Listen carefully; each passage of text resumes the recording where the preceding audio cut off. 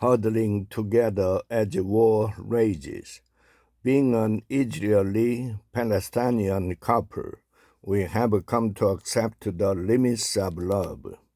We had to carve out and defend a forbidden space where we could make mistakes and learn to fight without rupture.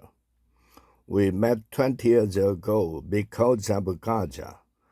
I was a young Israeli Jewish lawyer living in Tel Aviv. I had just founded Gisha, a human rights organization that provides legal assistance to Gaza residents. He was born in a Palestinian refugee camp there, but had moved to the West Bank city of Ramallah nearly 2 decades earlier as an undergraduate. The Israeli military, however, wouldn't update his registered home address as part of a policy to minimize the number of Palestinians living in the West Bank while expanding Jewish settlements there.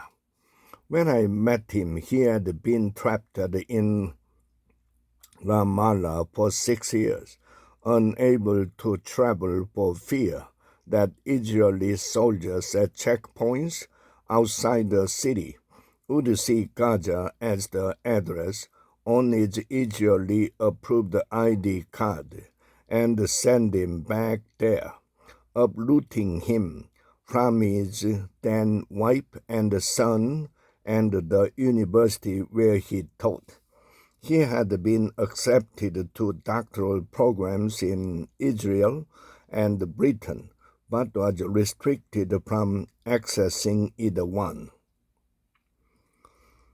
His was one of the first cases I litigated in Israel's Supreme Court. The verdict allowed him to travel to London for his studies, although the Israeli government still refused to change his address. When he returned to Ramallah with his PhD, we met to discuss his case, but ended up talking about poetry, the end of his marriage, and our mutual love for the sea.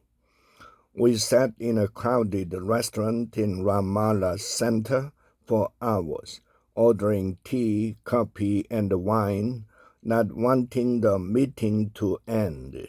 Then we emailed, Skyped, and met again.